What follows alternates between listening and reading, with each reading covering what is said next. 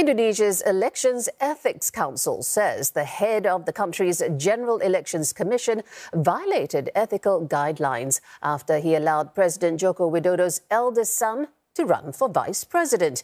Now, this comes months after an Indonesian top judge was dismissed over similar violations.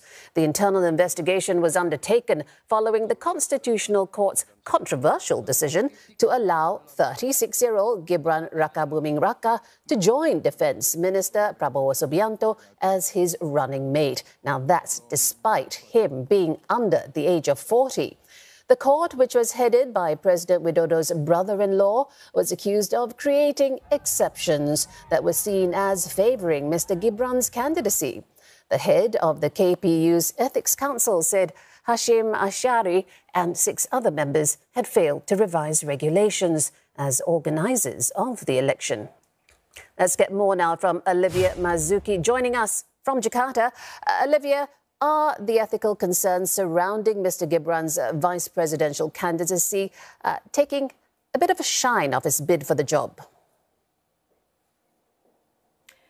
Well, Jill, the ethical violation case is directed at Hashim Ashari and not Gibran himself. So a short answer to that question of what it means for Gibran's bid for the job, it means absolutely nothing.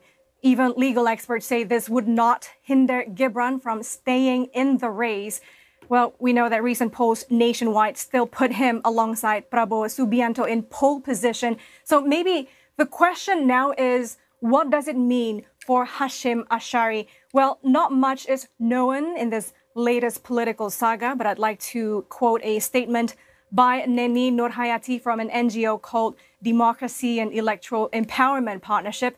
The Ethics Council of the election should actually dismiss Hashim Ashari from his position. She says this is not the first time Hashim has committed an ethical violation, which proves that he has harmed the electoral process and democracy. And if this continues, it will lead to more public mistrust of the election organizers and delegitimize the ongoing electoral process. Now, President Joko Widodo also facing mounting public criticism over his perceived political interference in the lead-up to the polls. What's the latest on that? Well, President Joko Widodo has just released social assistance in the form of new cash handout for 18.8 million recipients. Each of them will receive about 600,000 rupiah. That's around $38 US. It was supposed to be given out in 3 batches from January to March, but the Jokowi administration decided to hand it out in one go in February, coinciding with the lead up to the general election.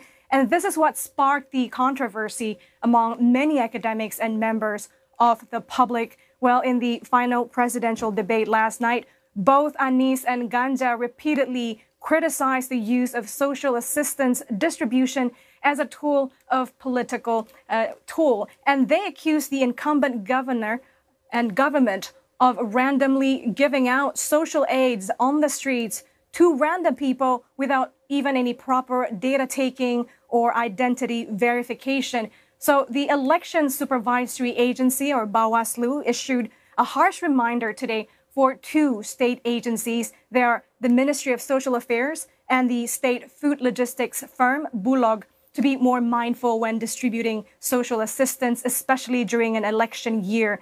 The election watchdog is currently monitoring allegations of misuse of existing social aid programs. It's also looking at distribution of staple foods at campaigning events.